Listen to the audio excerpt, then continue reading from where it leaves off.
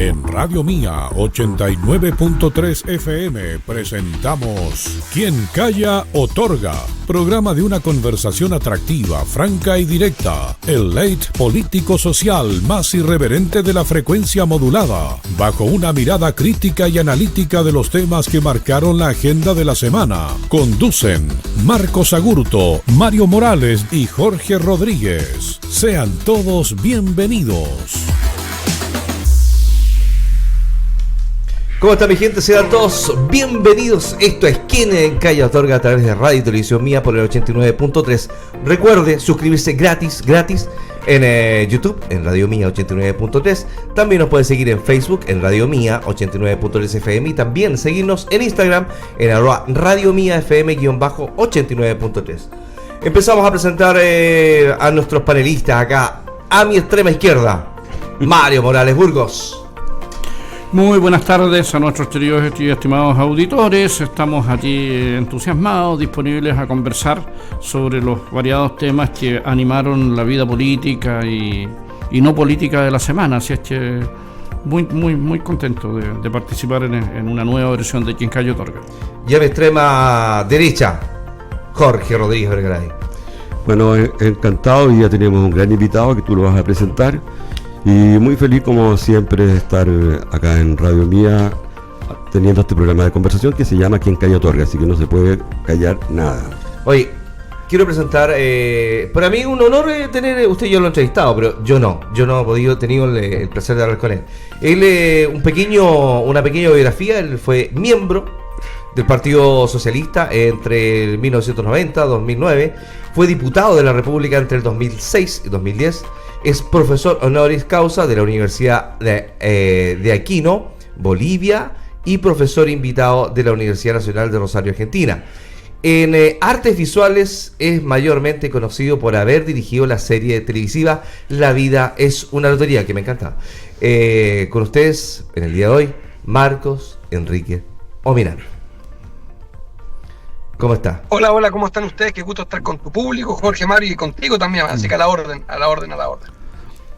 Por favor, ataquen ustedes. Yo sé que ustedes te veo un poco cansado, Marco. Llegué a las 2 de la mañana desde Brasilia y Río. Fui por una noche a 2 ciudades, 2 reuniones. Ya. Con el gobierno brasileño. Yo vengo a una conferencia frente a 50 personas de muy buen nivel también aquí recién en el centro.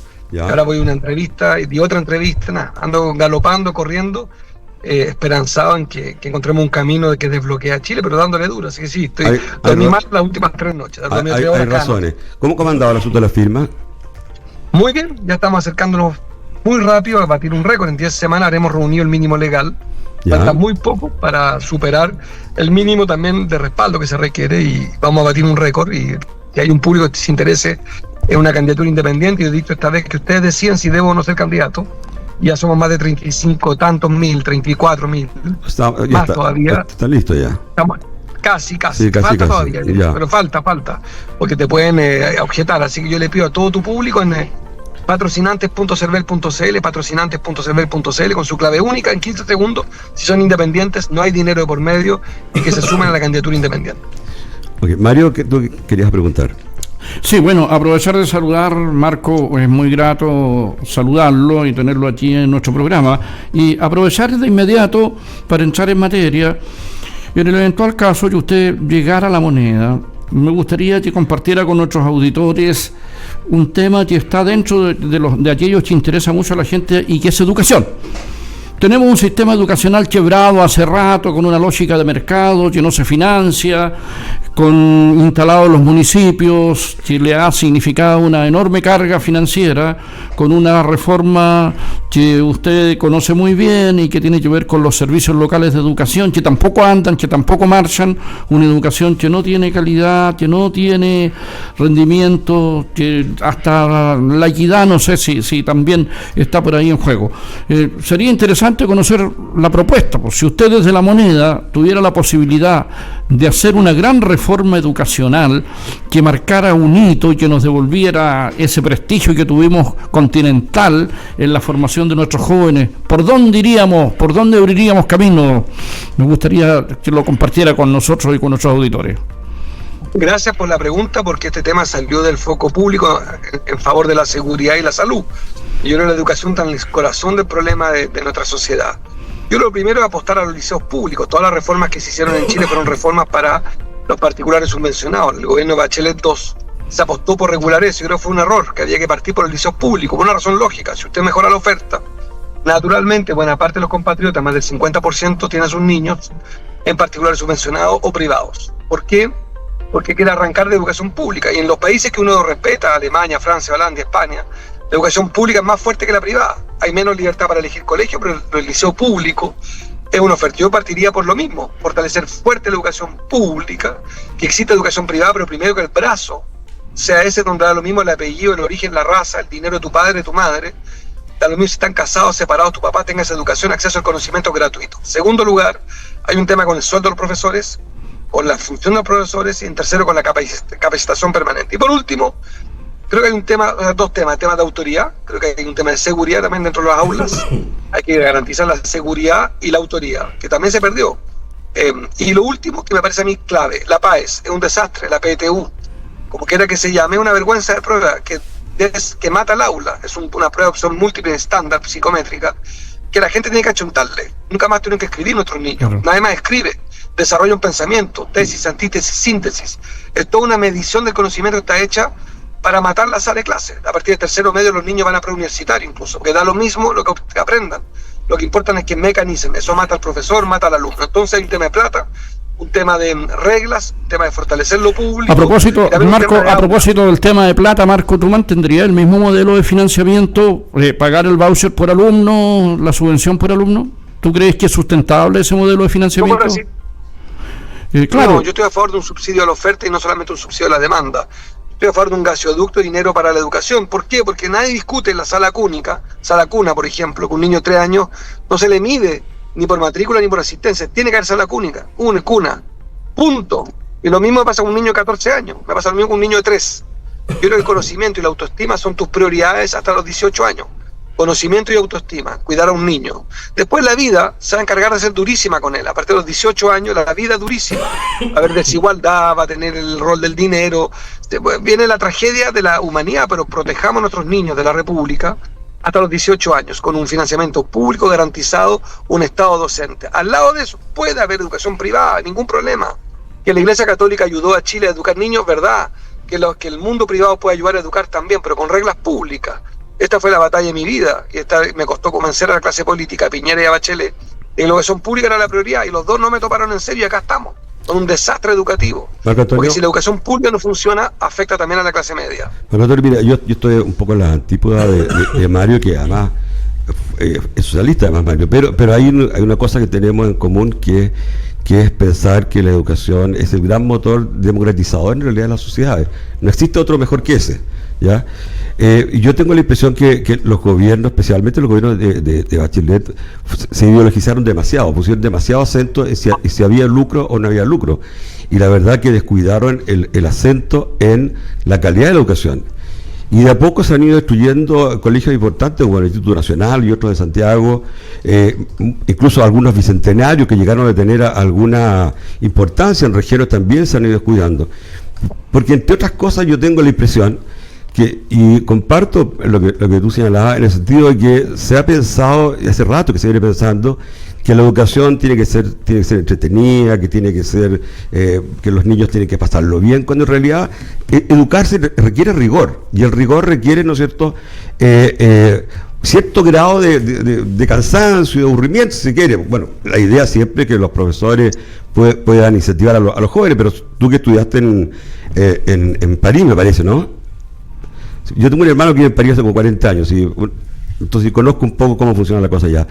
Y la verdad que allá los colegios son crisolos donde se junta gente de muchas clases sociales. No es como acá que está tan segregado, ¿no es cierto?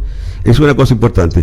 Y lo segundo, que me parece que el nivel de los profesores deja que sea quizás no culpa de ellos, porque considera tú que estudios que se han hecho, dice que profesores de español no leen un libro al año, que es una cosa realmente impresentable.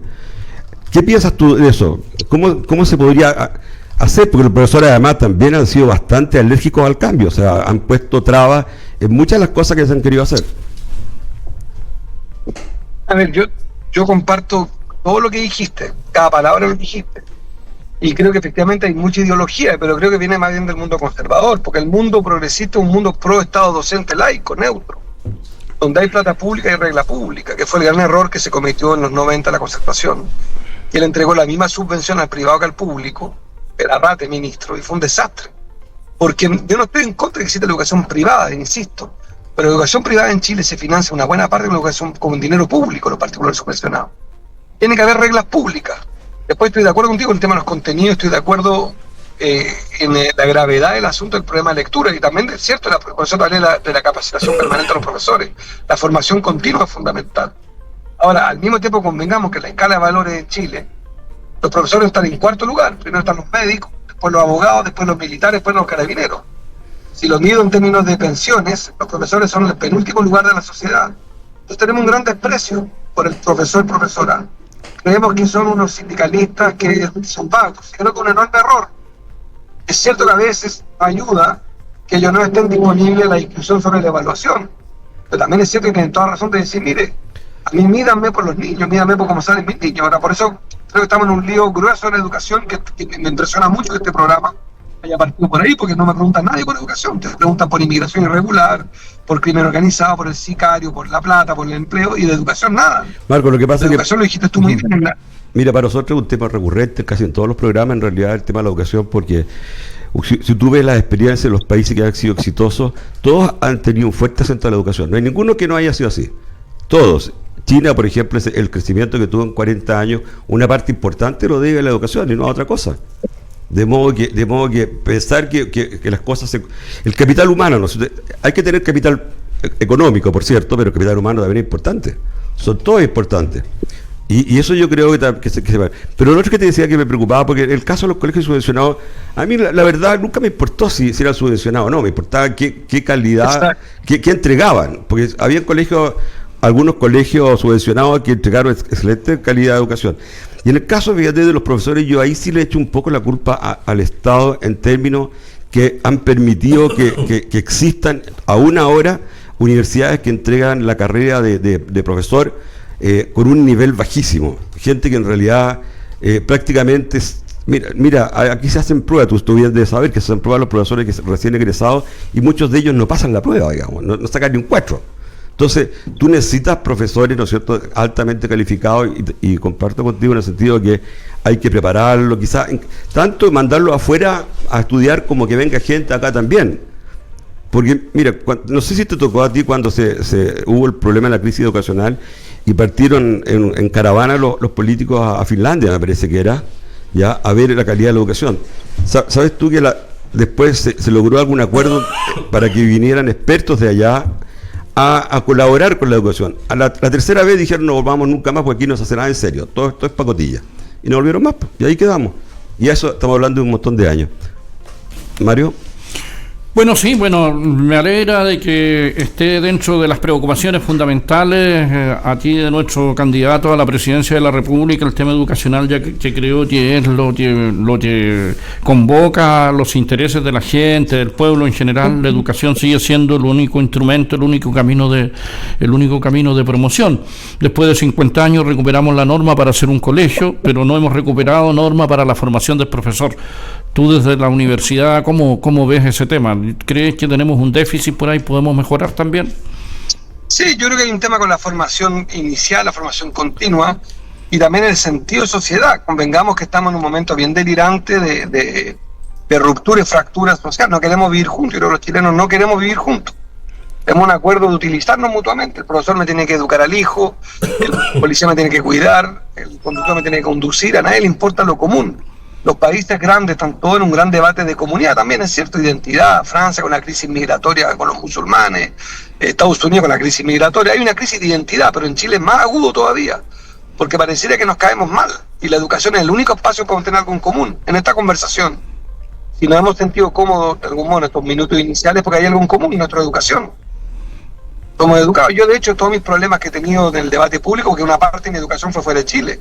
Tengo un problema con los códigos. O sea, la educación es todo, es lo que te imita, lo que te identifica. Yo todo mi problema en la vida ha sido la educación. Mi inglés es mediano porque nunca aprendí bien inglés. Listo, he perdido una cantidad de pega enorme por mi problema del inglés. Mi inadaptación a la clase política porque mi formación no fue en Chile. Una parte de mi formación es mucho más frontal, que fue la formación que tuve en el exilio en Francia. Entonces creo que está en el centro del asunto, está en el centro de nuestra preocupación, el asunto de la educación, y creo que le estamos dando poca pelota, poca bola. Yo sí creo que la formación inicial es fundamental. Nuevamente, también convengamos con un sistema en que a nadie le importa la calidad de la educación, que yo creo, como dijeron ustedes, el verdadero tema ya no es de acceso. Acuérdense que el gobierno Frei Ruiz Tagle se trataba de la jornada escolar completa, se trataba de que los niños fueran a la casa, al colegio en la tarde. Ahora, por suerte, estamos discutiendo de calidad, ahora no importan los contenidos, hablamos poco de eso. Por eso, insisto, me impresiona mucho el programa. Es originalísimo lo que ustedes están haciendo. Nadie en Chile a esta hora, un viernes en la tarde, habla de educación. Está todo el mundo hablando de cómo castración química al delincuente, cárceles en el desierto, cárceles en un barco, sin atender que el verdadero problema de Chile es la educación. A mayor educación, menos delincuencia. A mayor educación, menos problemas de salud. A mayor educación, mejor convivencia, mejor vecindad. La educación es todo. ¿Por qué creen ustedes que los países desarrollados son más pacíficos en la educación? Que los países desarrollados están en crisis de violencia por educación. Mira, entrando a ese tema, aquí hay dos temas que son importantes.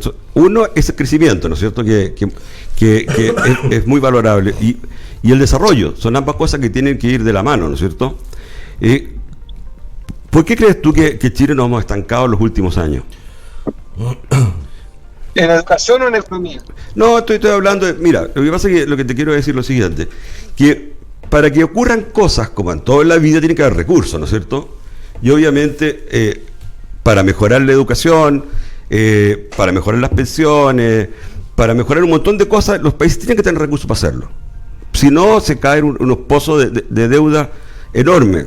Tú que vives en Francia sabes que Francia tiene una deuda del 113 del PIB, ¿te fijas? Enorme. España lo mismo, anda por igual. Chile está un poco más bajo, en 35-40 más o menos estamos, que es razonable. El problema es que a los países grandes les pasa lo que le pasa a los grandes empresarios cuando están al borde de la quiebra. Los bancos no los liquidan, a los chicos los liquidan, pero a los grandes no los liquidan. Los países grandes tienen la forma de arreglarse. Estados Unidos, ¿para qué decimos la deuda que tiene? Enorme, que usted la está sacando Trump de una forma, a mi modo, que no es la más adecuada, pero eso es otro tema.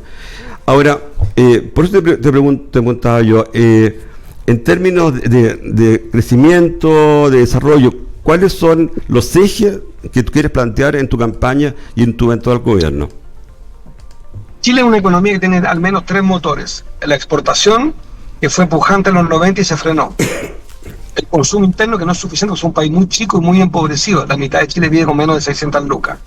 El tercer sector es la inversión extranjera, que en Chile no es sana, porque inversión extranjera que no es nueva. Me explico. Llegan dólares para reemplazar dólares. O sea, no es que llegue Telefónica por los años 90 y llegó e invirtió con valor agregado. La inversión extranjera que estamos teniendo no nos sirve, porque no es nueva. Inversión extranjera que reemplaza inversión. ¿Se entiende? ¿Qué hacer? En los 90 lo que funcionó fue reforma tributaria pro crecimiento, aumento del gasto social, reducción de la pobreza y la desigualdad, lento pero se hizo, y al mismo tiempo certeza jurídica. ¿Qué tiene que hacer? En corto plazo. Todo eso más una inversión de empleo, ¿cómo? Con un plan de obras públicas, público-privado, un punto del PIB público, un punto del PIB privado. Tú estás hablando de una forma media keynesiana, ¿cierto? Keynesiana, ¿eso estás hablando tú? Exactamente, totalmente. Sí. Incompleto. Eso es lo que hizo Biden en Estados Unidos, eso es lo que hizo Brasil, que es la única manera de reactivar. Brasil está creciendo 3,4%, mucho más que Chile. Biden le fue bien en crecimiento económico, le fue mal en inflación, pero le fue bien en crecimiento. Que es, crecimiento se hace en corto plazo, tratando de crecimiento a corto plazo, el plan de obras públicas, público-privado. El puente de Chiloé se financió con 0 peso público, es una tremenda obra. O sea, hay que hacer obra pública para crear empleo de corto plazo. Y en segundo lugar, en el mediano plazo hay dos sectores que hay que invertir fuerte. Turismo, que es un desastre en Chile, que dependemos de los argentinos. Y segundo, es energía renovable, todavía queda un gap. ¿Cómo se financia todo esto?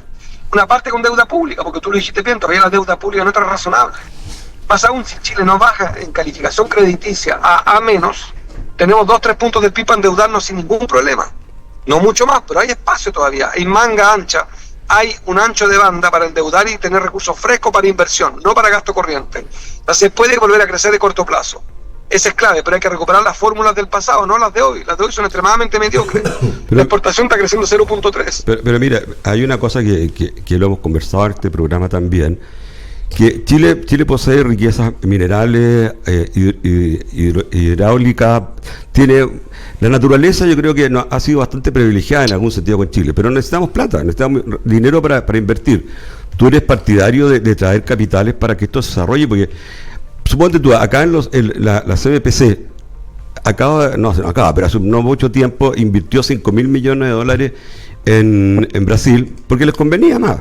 Y no solamente, y fíjate que tienen peor infraestructura que Chile, en muchas cosas, las partes que invirtieron. Pero la permisiología, que es un término chileno que se ha acuñado, les permitió tener cierta certeza de que podían hacerlo. Acá hay empresas que llevan 10 años y no han podido todavía terminar nada. ¿Cómo podrías tú quitar de la cabeza? Porque mira, cada vez que se invierte, ¿no? Todo produce daño al medio ambiente. El tema está en que sea el menor posible y con el mayor beneficio posible para la población. Porque nada es inocuo, tú lo sabes, ¿no es cierto? ¿Cómo lo harías tú en ese sentido? Yo creo que primero es clave la certeza jurídica de la inversión. Clave. Y Chile tiene recursos frescos, pero mientras sean recursos para inversión, no para pagar deudas ni financiar gasto corriente del Estado. Es fundamental en esos recursos frescos. Ahora, recursos frescos para detonar el crecimiento económico. Si lo haces y tomas deuda para pagar las deudas de Chile, es un desastre. Recursos frescos para inversión de corto plazo es rentable. Pero ¿cómo terminaría tú la permisiología? Disculpa, ¿cómo terminaría la permisiología, que es un tema que ha estado bien en boga? Incluso economistas de sectores de distintos lados políticos lo han mencionado. Han habido curiosas y raras. Si un presidente que sin matar el medio ambiente tiene que también hacer pedagogía, explicarle a su pueblo, decirle, mire, si el problema es que la plata en Chile no alcanza, los pesos chilenos no nos alcanzan, eso hay que tomar nota de eso. Chile no, y es un error que hace la candidata Jara, no sirve el mercado interno, no se vive solamente del consumo chileno. Los chilenos no nos alcanzamos nosotros mismos, es un hecho. Además, es un proyecto bastante trasnochado, viene de los años 60 más o menos. Pero ese dato hay que tomar nota, eso no funciona. Chile no puede vivir de consumo interno.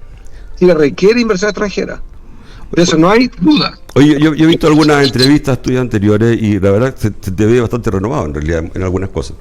¿Es así? Siempre he sido, conmigo se ha hecho mucha caricatura. De repente porque... No, yo he visto programas que entrevistas a ti, digamos, no cosas que han dicho de ti, no es eso. No, digo que se hace una figura que soy de extrema. No hay nada más moderado que yo, pero al mismo tiempo es más riguroso, porque además fui educado. Tú sabes que mi padre era adoptivo, y yo no conocí a mi papá, pero el que me educó fue ministro de Economía de Chile, cuando Chile creció a 7 puntos. Todo lo que te estoy diciendo no es muy original, no es mérito mío. Carlos, yo tengo 1000 críticas, mi papá, somos muy distintos políticamente, pero Carlos es doctor en Economía, fue un tremendo ministro. Así es. De los mejores de la historia de Chile. Entonces, en mi casa viví todo este debate. Lo viví en mi casa, este enorme debate respecto de la economía nuestra. Y aprendí mucho. Y me he preparado también, no te quiero mentir. He leído como loco, he viajado. Vengo llegando ahora. Ayer estaba con el presidente del banco más grande del continente, el BNDES, Aloysio Mercadante. Y me explicaba la fórmula de ello. ¿Cuál es la fórmula de ello? En banco de desarrollo, meterle mucha plata, sostener el consumo y sostener los grandes proyectos de inversión y gran obra pública. Y van a meter $3.000 millones en una carretera entre Río y Sao Paulo. Estaban preocupados de la conectividad. Bueno, en Chile, dime cuál es la obra grande que viene. No hay ninguna. Hace rato que no hay nada. Y la última fue del pobre Ricardo Lago, que todo el mundo se rió de él con el puente Chiloé. Bueno, la verdad que hay varias cosas. Por ejemplo, el famoso TAG, que tú estás en contra del TAG. Yo te digo, yo no podría... Estoy contra el abuso del TAG. Estoy en contra de los pactos, de las deudas, de lo que hace con el TAC. Me parece un abuso el cobro que hacen cuando tú te atrasas. Hay que regular la deuda. Bueno, eso sí, porque a mí me parecería increíble que nosotros en provincia tengamos que pagar, ¿no es cierto?, la mejora de las carreteras de Santiago. No, encontraría espantoso. Yo estoy a favor de un modelo de concesiones. Lo que no me gusta son dos cosas.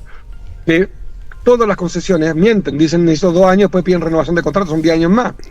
Jorge, y en nombre de eso, revisa las tarifas. Y mi problema con la tarifa ya ni siquiera es el precio del TAC. Sí. Es que tú te atrasas y te cobran 40 veces más. Sí, es verdad. Jorge, aprovechando Marco. De tenerte en nuestro programa, quiero plantearte otro tema. Ya nos quedó muy claro y compartimos plenamente nuestra preocupación por educación, por el crecimiento, el desarrollo, etcétera. Pero hay un tema que atemoriza y que provoca mucho miedo en la gente y que tiene que ver con el narcotráfico. Mi pregunta es la siguiente: ¿somos capaces nosotros solo de resolver el tema del narcotráfico o tenemos que desplegar mayores capacidades para poder establecer un arco virtuoso y protector en el cono sur de este continente para poder tener una acción común hacia y en contra del narcotráfico? ¿Cómo podemos enfrentar este verdadero tsunami que nos tiene sumergidos y nos tiene atrapados y nos tiene atemorizados? Es decir, ¿podemos solos? ¿Cómo hemos andado con nuestra política internacional en esta materia? ¿Somos capaces de establecer alianzas, de levantar acciones comunes que nos permitan compartir esfuerzos, etcétera, en todo este tema? A ver, por parte. Yo creo que lo primero es que yo tengo que partir ahora entrando a una otra reunión, pero me encanta la premisa de tu pregunta, la comparto el 100%. Es parte de la solución de los problemas de Chile está fuera de Chile, para fundir más cobre Perú, para el tema turismo Argentina, para la inmigración irregular Bolivia y para el narcotráfico América del Sur, que la Interpol, que existe hace décadas, se creó Europol y Ameripol tiene 1 año. Nuestras policías no están coordinadas.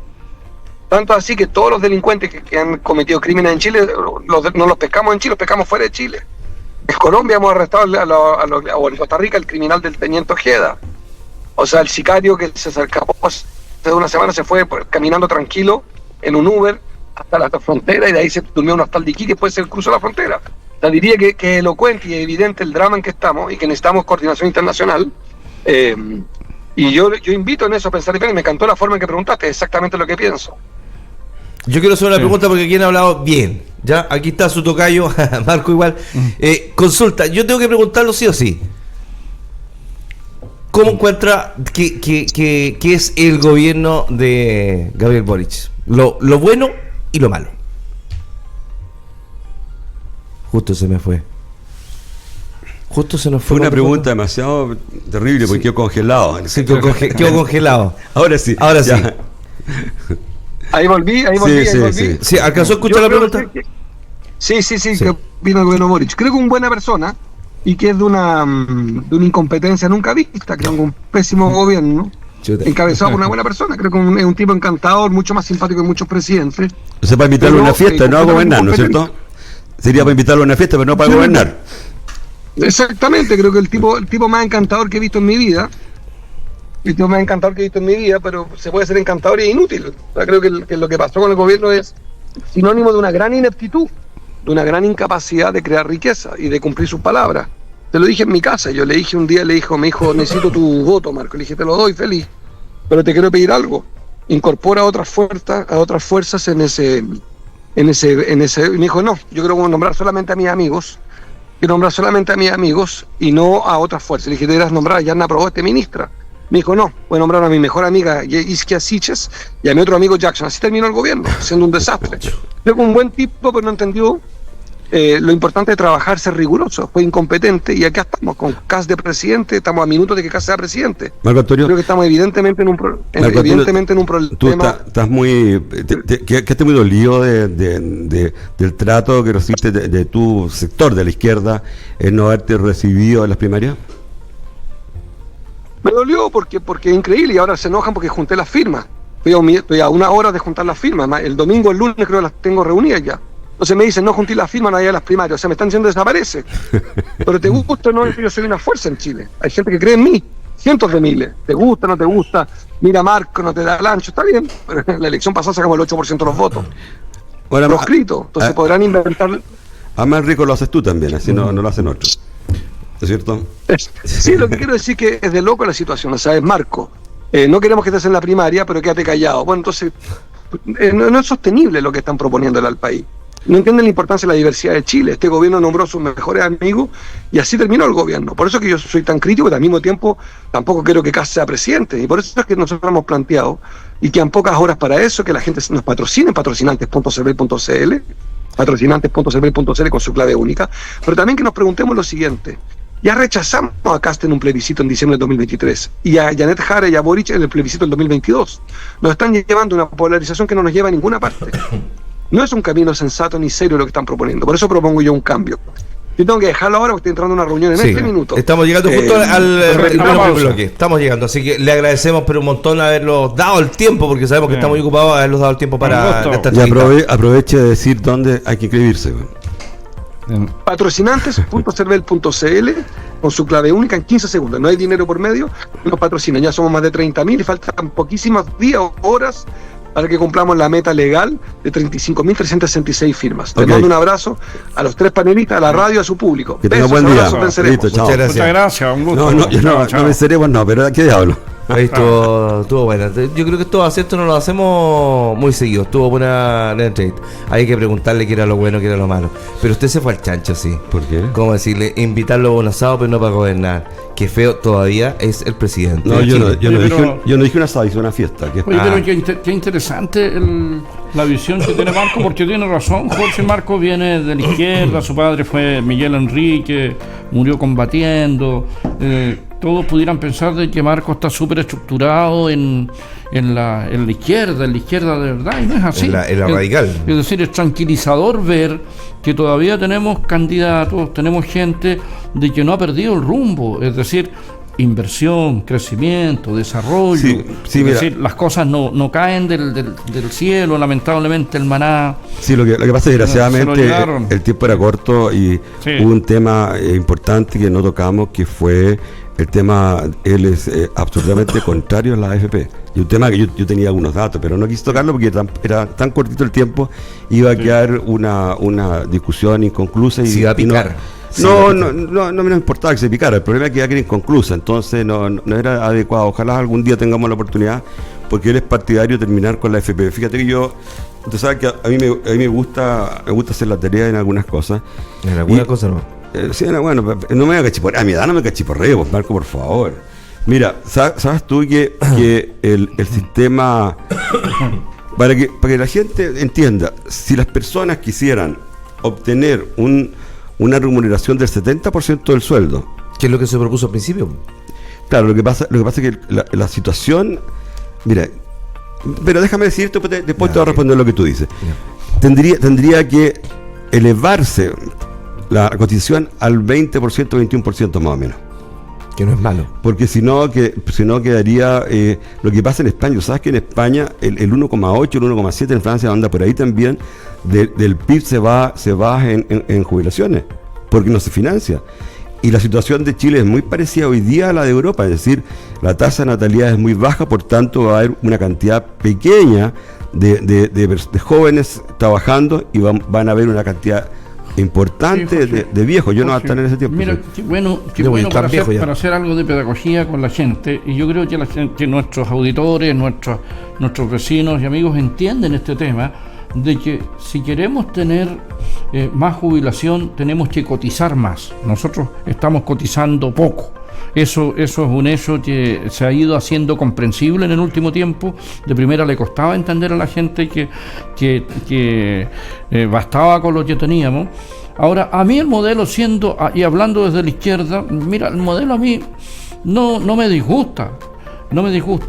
Lo que resulta poco comprensible para la gente, y para mí también, es que las AFP generan tantas ganancias. Si uno revisa el inventario de todos sus digamos, balances anuales, es impresionante el número, la cantidad de ceros que aparecen en sus utilidades. Entonces, a la hora de repartir, no cuadra. ¿Sabes lo que pasa? Pero está dentro del margen, claro, de lo que ganan empresas de ese tipo.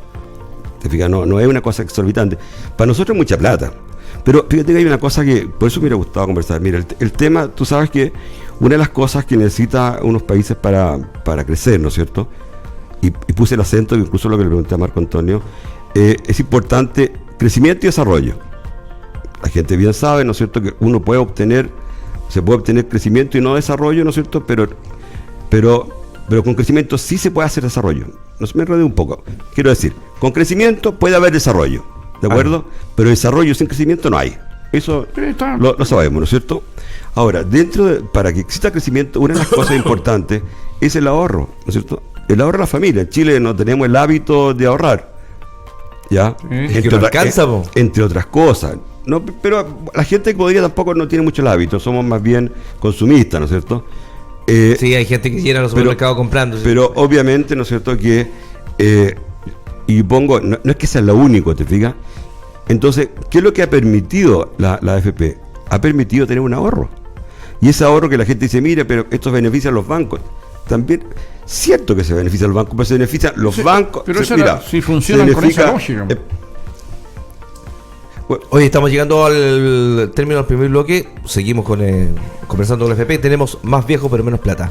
Así que vamos y volvemos.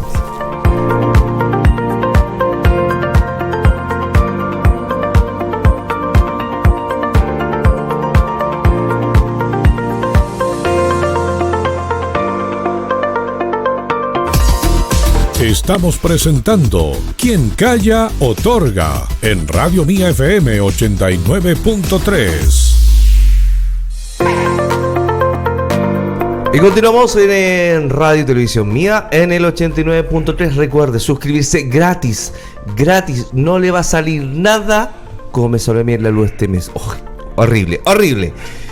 Lo puede hacer en YouTube, en Radio Mía 89.3. También seguirnos en Facebook, en Radio Mía 89.3 FM. Y también en Instagram, en @Radio Mía FM-89.3. Y yo tengo la solución para que no te pagues tanta luz. Sí.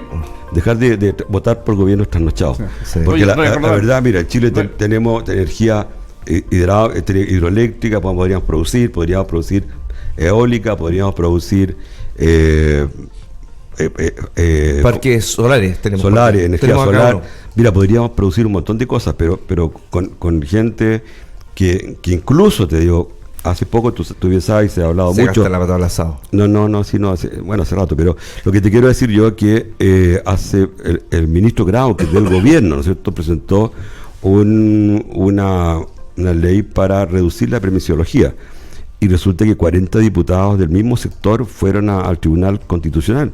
Y resulta que lo que hizo Grau no tiene nada que ver con el medio ambiente. O sea, lo que le dijo Grau, imagínate, son del mismo lote, pues le dijo, sí, parece, claro, que ustedes no leyeron la ley, pues. Entonces, ellos nunca la hacen. Entonces parece que existe esta cuestión ideológica que hace que el país esté absolutamente frenado. Por eso digo, tú vas a seguir pagando la luz cara, todos van a seguir pagando la luz cara si no permitimos que vengan inversiones extranjeras, porque la verdad que muchas veces cuando los países, por ejemplo, ¿por qué Lago concesionó las carreteras? No porque Lago fuera, ¿no es cierto?, un pro imperialista, como le llaman algunos izquierdistas, sino porque entendió que la única forma de lograr una carretera desde San Fernando, que era lo que encontró él, hasta Puerto Montt, era a través de recursos privados, porque el Estado no tenía los dineros para hacerlo, porque tenía que elegir entre salud, educación o carretera. ¿Qué iban a elegir? Obviamente que iban a elegir la capacidad que estamos diciendo hace rato, la capacidad que tiene que expresar quien se siente en la moneda, que es la capacidad de gobernar. El sello del gobierno de Lago, sin duda, fue su capacidad para mejorar la infraestructura chilena, las carreteras, portuarias. Ahí tenemos un enorme sello. Todos los gobiernos han tenido un sello importante. Y esperamos que todavía con lo que ¿Y cuál es el sello de tu gobierno? ¿Cuál es? Mira, yo creo que todavía le falta para poder identificar el sello. Yo tengo algunas dificultades para identificarlo. ¿Tú quieres más fiesta todavía? Yo tengo algunas dificultades para identificarlo. Pero mira, a partir de lo que nos plantea Marco Enríquez, en realidad uno le quedan dando vueltas hartas cosas y se pregunta, bueno, ¿por qué si tenemos claridad sobre estos temas, por qué nos falta tanta capacidad para ponernos de acuerdo? Gobernar significa también ponerse de acuerdo. Falta grandeza, inteligencia, generosidad. Falta querer más esta tierra que se llama Chile, porque yo creo que desde el mundo político la mayoría sabe que el camino para el desarrollo y el progreso es más o menos el mismo, ¿ya? Y hay que recorrerlo. Y para recorrerlo, Mario, hay que animarse a recorrerlo. Entonces, Mario, es que no es así. Pues, el problema de lo que tú dices estaría bien si fuese cierto, pero no es cierto. No digo que tú mientas, lo que pasa es que tu concepción es distinta, porque lo que tú estás diciendo es lo mismo que yo pienso yo. Pero hay gente de tu sector que no lo piensa. Y si tú ves este minúsculo programa económico que presentó, y que lo dijo Marco Antonio, ¿no es cierto?, va en un sentido totalmente contrario, que una política económica trasnochada de los años 60. Un país chico como Chile no puede basar, ¿no es cierto?, su crecimiento en la empresa, en la protección de la empresa chilena. No puede. Sin duda, y mira, ese es un dato duro que a nosotros, la gente de izquierda, nos pudiera molestar, al mundo socialista le pudiera molestar, pero aquí la gente que sabe, que piensa, mira, el Marco Enrique, que es una persona con harta preparación, tenemos a Oscar Landerrecher, tenemos a los últimos ministros de Economía que no pueden estar tan equivocados, pues. Entonces yo creo que la ceguera política y a veces el exceso de ideologismo enturbian un poquito el horizonte y no dejan ver el mundo de hoy, las contingencias que tiene el mundo de hoy, las características que tiene en materia de comercio y de relaciones internacionales, y la verdad es que no nos deja avanzar, o por lo menos no nos deja tranquilo cuando escuchamos ciertos discursos que ponen el acento en experiencias y en prácticas que ya sabemos que no son exitosas. ¿Sabes lo que pasa, Mario? Estando de acuerdo contigo, y uno no va para ti lo que voy a decir a continuación, pero algunas personas que en su fuero interno piensan igual que tú, ¿no es cierto?, o tienen la duda, por lo menos, de que se esté transitando en el camino correcto, van a votar igual por Jara. Y con esta famosa promesa, no, es que ¿sabes lo que pasa? Es que va a traer a gente distinta. Capaz que su primer gobierno, ¿no es cierto?, si que llega a ser, yo espero que no sea así, es muy probable que ese primer gobierno transite un poco levemente hacia lo que ella quiere, pero el Partido Comunista es un partido leninista. Y tú bien de saber que los comunistas son gente que tienen una idea de sociedad, o al menos el Partido Comunista chileno, al cual no han renunciado. Si esta historia, ¿no es cierto?, que está bien, que me interesa la empresa privada y que va a decir cosas así, sabemos que no es así. Porque si tú ves, ¿no es cierto?, cuando se juntan estas convenciones del Partido Comunista, no valen en ese sentido. Y lo que está haciendo la candidata, ¿no es cierto?, hoy día, básicamente, es hacer un acto de transformismo. Y cree, ¿no es cierto?, que a través de otra gente. Mira, tú mencionabas a Landerreche. ¿Qué es lo que dijo Landerreche? Landerreche no estaba disponible para un programa de esa característica. Es que no solamente eso. Él lo que dijo, dijo, yo enseño macroeconomía y enseño marxismo, dijo. Y sé lo que es el marxismo, sé para dónde va. Yo no puedo apoyar a una persona que ha sido comunista o que es comunista de hoy, por mucho que diga que es más o menos comunista, es comunista, ha sido parte de, ¿no es cierto?, de la dirigencia política en algún momento. Y cuando ella dice, ¿no es cierto?, mire, ¿sabe qué? Él decía la vez pasada, yo nací en cuna de mimbre, y se habla mucho. Cuna de mimbre, ¿a dónde? No, así ella viene de un sector popular, pero fíjate que lo que se olvida de ella, que ella no es la excepción. Hay mucha gente de la edad de ella que ha conseguido ser la primera generación de universitarios que han logrado llegar a puestos importantes, ¿no es cierto?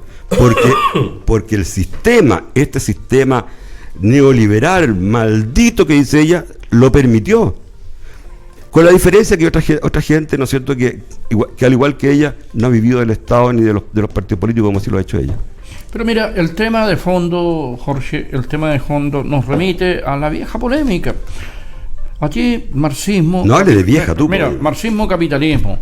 ¿Cuánto Estado necesitamos para ser un país moderno, un país inteligente, un país con un carisma europeo, que ha sabido transitar por la historia, por la larga historia? Dime tú, transformista? Claro, yo no tengo la fórmula sobre este micrófono. Ahora, ¿cuánto Estado necesitamos? Pero ¿cuánto capitalismo necesitamos? Es decir, yo creo que las dos experiencias, ni el marxismo ni el capitalismo, han resuelto los problemas del hombre contemporáneo, los grandes problemas del hombre contemporáneo. Por eso se vino abajo el muro de Berlín, por eso la Guerra Fría terminó como terminó. Y yo creo que tendremos que llegar a un equilibrio, pues si el Estado tendrá que existir en su justa dimensión y en su justa medida. Sí, yo creo que nadie lo niega. Y el mercado también. Recordemos que el mercado es lo que ha desarrollado la humanidad a través de la historia de la humanidad. Es decir, desde los sumerios, los egipcios, en sus embarcaciones movían la mercadería para allá, para acá, generaban riqueza. Yo creo que nadie niega la importancia que tiene el Estado, ¿no es cierto? Pero el Estado acotado a las funciones que les corresponde. Por eso hay que encontrar el equilibrio. Pero en el caso, te fijas, de la ideología, porque es un partido marxista-leninista, ¿es así o no es así?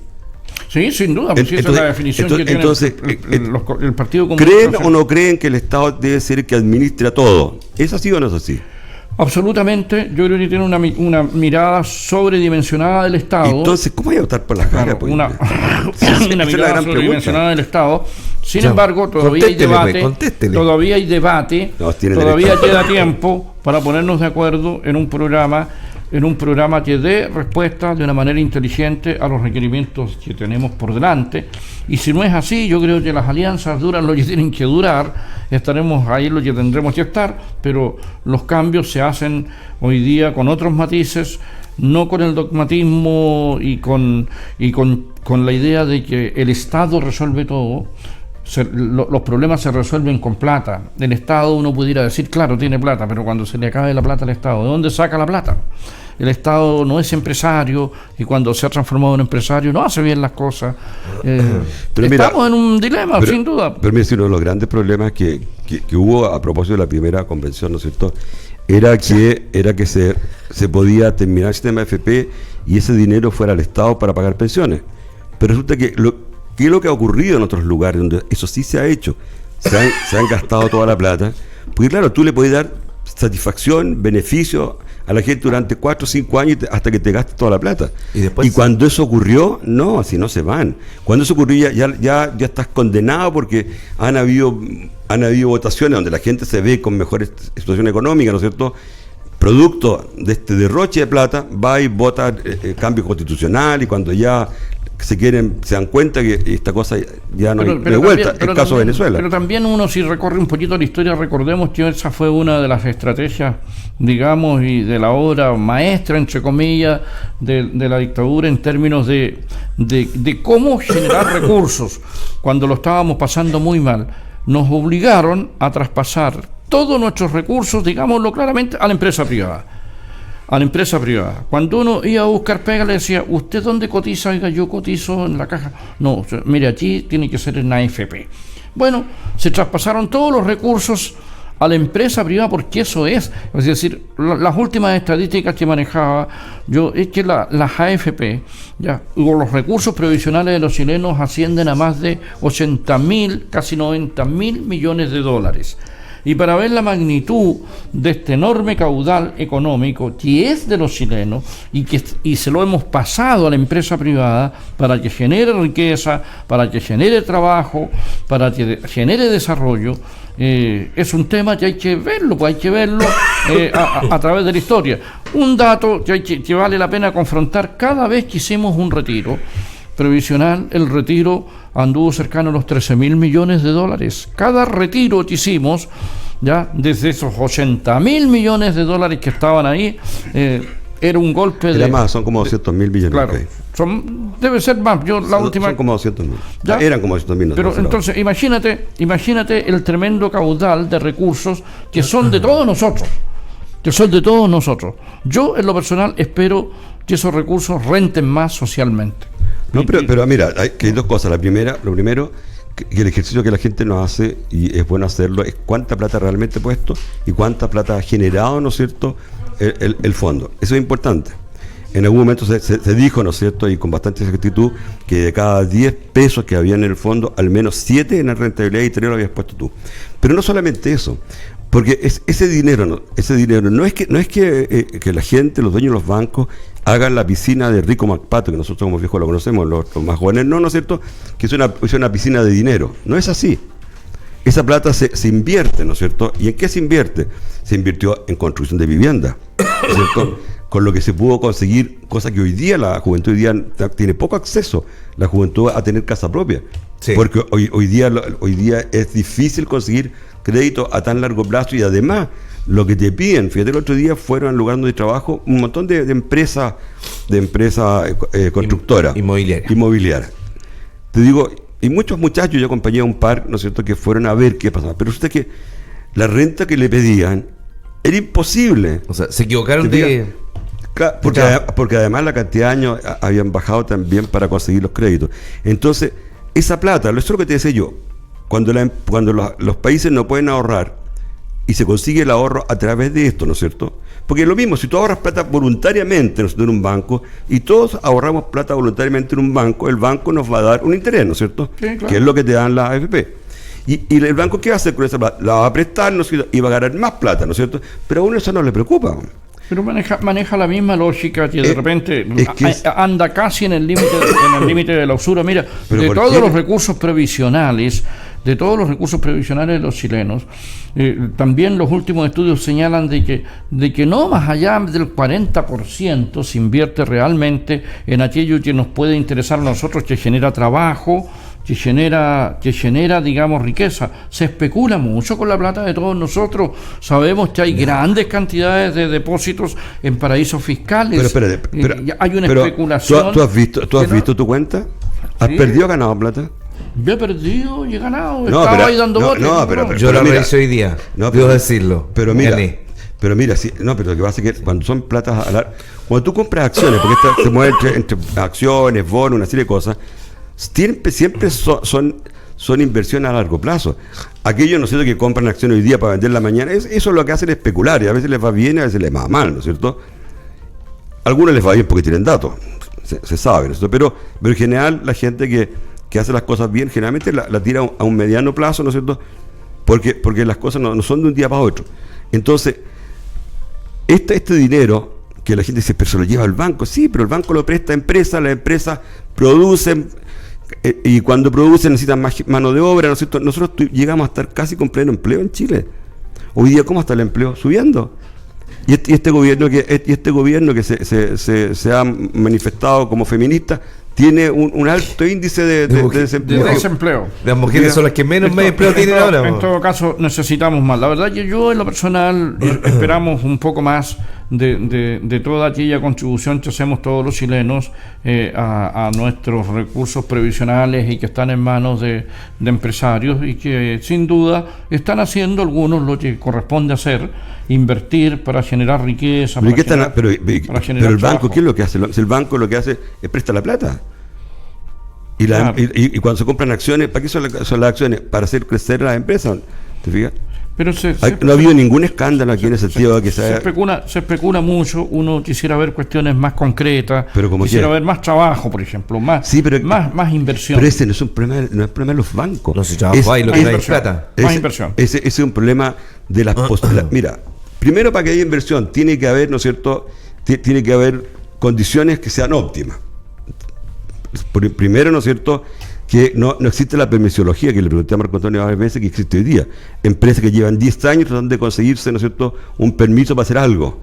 Segundo, tiene que haber estabilidad política, ¿no es cierto?, y social. El otro día, fíjate que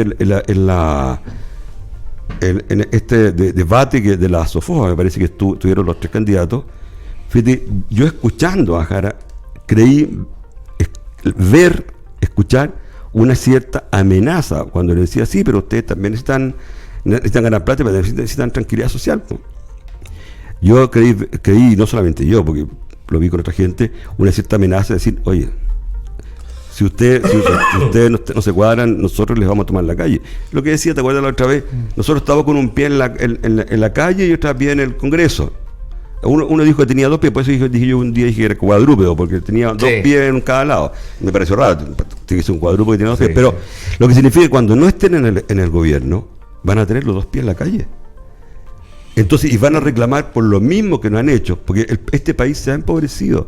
No te voy a decir que se ha llegado a nivel de extrema pobreza, porque este país viene con un bajo crecimiento hace más de 10 años, así que tampoco le vamos a echar la culpa a este gobierno, pero sí ha sido responsable, ¿no es cierto?, de no cumplir, afortunadamente, ninguna de las promesas, porque si lo hubiéramos cumplido algunas de ellas estaríamos peor. Pero pero ni siquiera han trabajado como corresponde. Mira si lo que dijo Marco Antonio, que él es socialista, igual que tú en algún minuto, él. Tú sigues siendo socialista. Después recobró la cordura. Yo soy militante y sigo siendo socialista, solo que no tengo por qué pensar como todos los socialistas. Es decir, tengo una visión del mundo. Sí, tengo una visión del mundo, yo soy socialista, soy cristiano. No todos los socialistas son cristianos. Ya creo que el Estado en su justa medida debe existir, pero también tenemos que abrir un amplio espacio a las iniciativas. Sí, bueno, la derecha también es socialista. No siempre mis compañeros socialistas piensan de esa manera. Por lo tanto, creo que en eso consiste lo interesante que es militar en el Partido Socialista. Nunca me he sentido amenazado de expulsión, ni que me van a colgar de un árbol por tener alguna diferencia estructural sobre el desarrollo, sobre la economía, sobre la educación. Por último, sobre cómo se puede mirar el mundo de la modernidad hoy día con todas las contingencias que tiene. Mira, yo tuve que decirle a Marco Antonio que lo veían bastante renovado, porque yo vi varias entrevistas. Con nosotros fue bastante educado, en realidad, nosotros también con él. Pero además lo que él señaló estaba mucho en la cuerda de lo que nosotros conversábamos anteriormente. Sí. Y me extrañó porque, mira, yo lo vi una entrevista con la Connie Santa Cruz y fue grosero, debo decirlo, ¿te fijas? No solamente en la forma, grosero no hay que echar garabato, sino que fue mal educado con ella, a eso me refiero, ya mal educado en la forma que se refirió al resto de los candidatos, ya. Y yo creo que tiene su momento, yo creo, y aquí estuvo bastante. Bueno, aquí le tiró un zarpazo a Jara, sin duda, porque porque lo que él plantea está prácticamente en otra línea, absolutamente en otra línea, y no deja de tener razón. Sí. Oye, yo quiero cambiar de tema. Y quiero hacer una pregunta. ¿Cuántas personas piensan ustedes que han sido desvinculadas de estos 25.000? Han sido desvinculadas, ¿no es cierto?, por este fraude que se hizo con la licencia médica. Sí. ¿Cuántos creen? Yo creo que no muchos. ¿Cuántos? Pero así, tírate una cantidad por joder. ¿Unos 40? Yo creo que no más allá de unos 5.000, 10.000 personas, o menos, tal vez. Uno. A menos mal que era que apuntó con ese de uno. Me hubiera molestado si lo hubiera hecho con otro.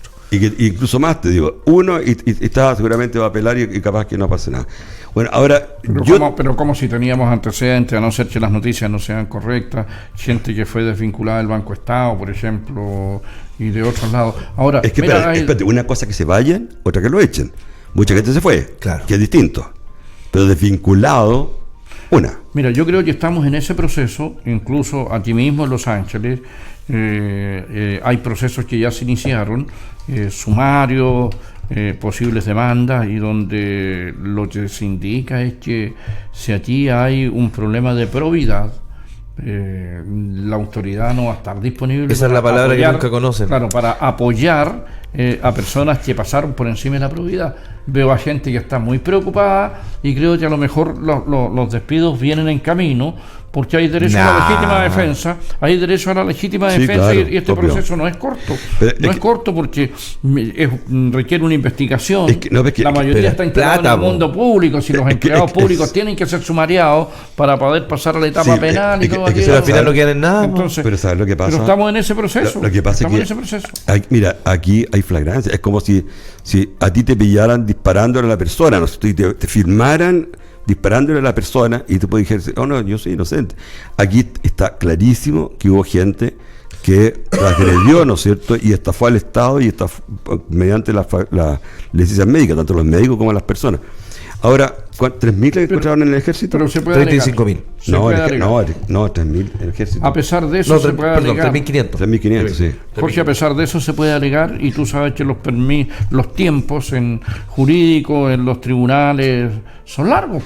Largos. Y aquí tenemos para un buen rato más, pero hay procesos que están en marcha y que tienen. Sí, mira, yo no tengo ninguna fe. Ni una. Interesante ni una fe, te digo. Argumentos. Te digo, y si fueran 500, yo lo aplaudiría, porque yo no tengo cero fe que se vaya a hacer lo correcto. Yo creo que van a haber despidos. No me atrevo a dar un número, pero creo que van a haber. Hay autoridades que no pueden hacerse los lesos, sobre todo los alcaldes. Si a los alcaldes le comprueban que la persona tuvo licencia médica, estuvo en el extranjero, no trabajó, es un evidente delito. Bueno, sí, por lo tanto, un alcalde no puede decir, mire, yo hice un sumario y dejé a la persona libre porque estimé de que no puede ser acusado de notable abandono de deberes. Y puede complicarse muchísimo. Y ya hay alcaldes, y no son pocos, que han dicho que ellos no están disponibles a ganarse una acusación de ese tipo. Por lo tanto, yo espero de que los procesos avancen con más velocidad para que podamos ir compartiendo con nuestros amigos y auditores qué va pasando con este tema. No tengo más que decir que admiro tu optimismo. Admirable. Yo soy pesimista. Pero si él tiene lógica, si no es de otra manera, si que yo conozco procesos que están en camino. Por lo tanto, no nos pueden apurar más. Oye, esos son los tiempos. ¿qué les parece si tratamos de conseguir un de muerte cristiana para la próxima semana? Porque, a propósito de lo que pasó el fin de semana pasado, no sería mala idea. Sería bastante bueno. Yo me comprometería a conversar y a lo mejor acepta la invitación Patricio Pinilla, por ejemplo. Me encantaría. Siempre ha sido muy amable con nosotros. Yo me comprometo a que Patricio Pinilla nos acompañe. Yo traigo la carnecita. Decirle que venga aquí personalmente. Sí, Mario siempre es muy caballero y siempre es muy dispuesto. ¿Ya? Sí. Tratemos de que venga, le hacemos un llamado a Mario si lo está escuchando. Patricio, ya invitado. Para que vaya despejando tu agenda, y sería interesante que vengas a conversar con nosotros. Que nos dé un espacio, no un hueco, porque si no se va a sonar. Para que Mario se ensañe contigo. Claro. Hoy estamos llegando al final. Por favor, despídase de su público querido. Bueno, despedirnos, como siempre, esperamos que nos hayan escuchado, que estén de acuerdo con nosotros y también en desacuerdo, porque en eso consiste la democracia y la diversidad, pero esto es una conversación y siempre es bueno y grato conversar. Que tengan un muy buen fin de semana y que sigan descansando. Bueno, decir lo que dije hace poquito rato, que nos hubiera encantado haber hecho un poquito más larga la entrevista, porque hubo cosas que tenía yo acá. Lo encontró corto. Cosas que tenía anotadas que eran re importantes, que habrían llamado, ¿no es cierto?, a cierta discusión, como el asunto de las pensiones, muy en contra de aquello. Incluso, fíjate que estaba en contra de las concesiones. Por eso me extrañó cuando me dijo que sí, que su problema no era ese. Por eso le tuve que decir que encontraba que estaba. Pero encontré que fue bastante amable y que agradecerle esto que ha estado con nosotros. Absolutamente. Agradecer la sintonía que semana a semana nos prodiga la gente. Y bueno, que yo sé que de repente soy un poco insoportable, pero qué diablos. Re insoportable. Bueno, decirles que se porten bien, ustedes cuidarse, porque todavía llueve, por lo menos hasta el miércoles. Que no se les desborde la canoa, por favor, y que tengan cuidado, porque no tiene que entrarles agua al bote por ningún lado. Así que nos vemos hasta la otra semana. Adiós. Nos vemos, que estén bien. En Radio Mía 89.3 hemos presentado Quien Calla Otorga, programa de una conversación atractiva, franca y directa, el late político-social más irreverente de la frecuencia modulada, bajo una mirada crítica y analítica de los temas que marcaron la agenda de la semana, con la conducción de Marcos Agurto, Mario Morales y Jorge Rodríguez. Los esperamos en una nueva edición de Quien Calla Otorga.